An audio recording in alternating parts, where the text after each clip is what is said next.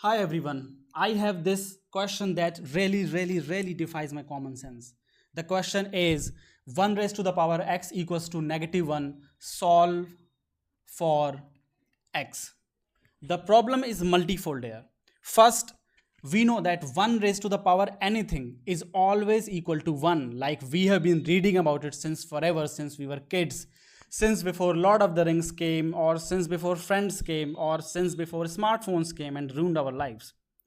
The second problem here is that we know that 2 raised to the power x, 3 raised to the power x, or anything raised to the power x is always going to be a positive number. It's never going to be a negative number. Again, we have been reading about it since forever.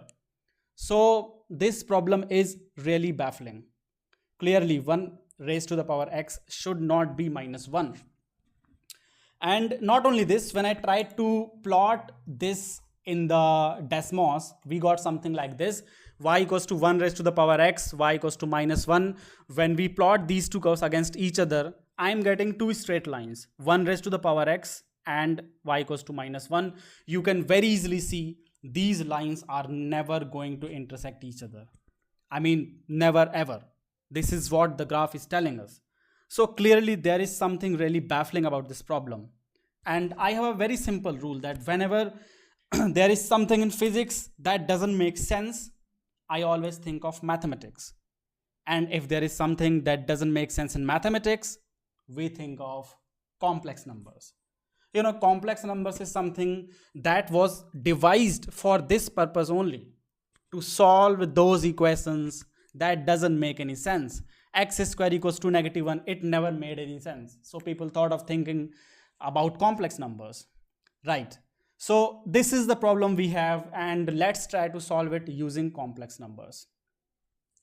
In the complex numbers, we need to be aware of a couple of things. One is called Eulers formula or Euler's form. This basically says that you can represent any number in a particular format, and that format is that I can represent 1 equals to e raised to the power I into even multiple of pi, and similarly minus 1 can be represented as e raised to the power I into odd multiple of pi.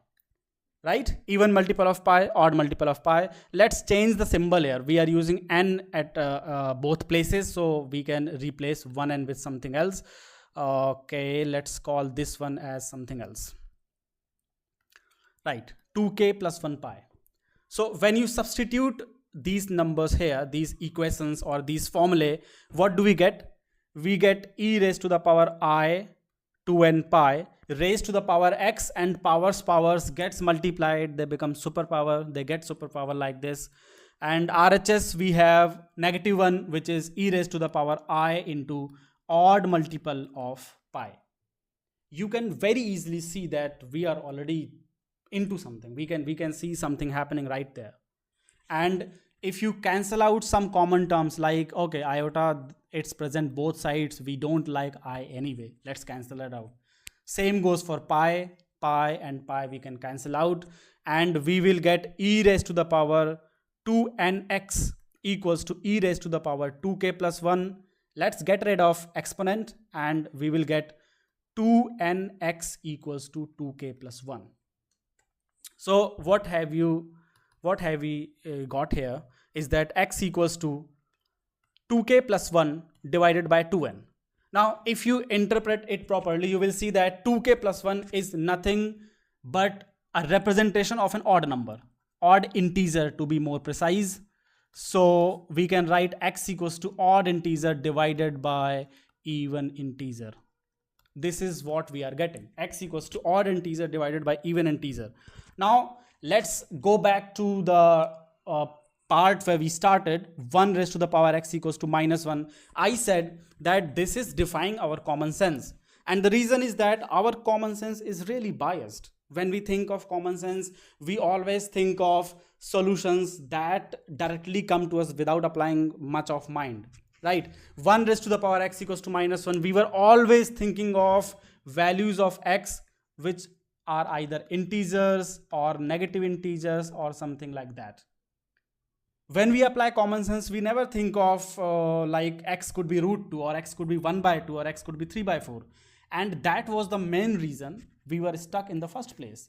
So you see the solution that we are getting is x equals to odd integer, any odd integer, let's say 1, divided by even integer, let's say 2, x equals to half. And let's see if x equals to half actually satisfies the original equation. We will get 1 raised to the power half equals to minus 1. Does it make sense? Well, it depends if you know complex numbers or not. If you are aware of complex numbers, it makes perfect sense. Perfect sense because we know that square root of any number, especially 1, square root of 1 has two values. One value is plus 1 and another value is negative 1. So yeah, this solution is perfectly valid solution. Not only that, if you extend the logic a little bit more, you will get that x can be 3 by 4 as well. And let's see if x equals to 3 by 4 makes any sense. 1 raised to the power 3 by 4 equals to minus 1. In the first look, it looks weird, but if you think about complex numbers, it doesn't look really weird. Even if you don't think about complex numbers, try solving this equation. Try okay, simplifying this. We can take fourth power both sides and we will get 1 raised to the power 3 equals to negative 1 raised to the power 4. 1 equals to 1. Makes a lot of sense. I hope this part is all clear to all of you. Basically, what I'm trying to say here is that common sense can be deceiving sometimes, right? Especially in these kind of questions. I really hope you like this video. I really hope that all of this was clear, especially the complex numbers part. If you like the video, don't forget to subscribe it and share the video with your friends. Thank you very much for watching. Have a great time.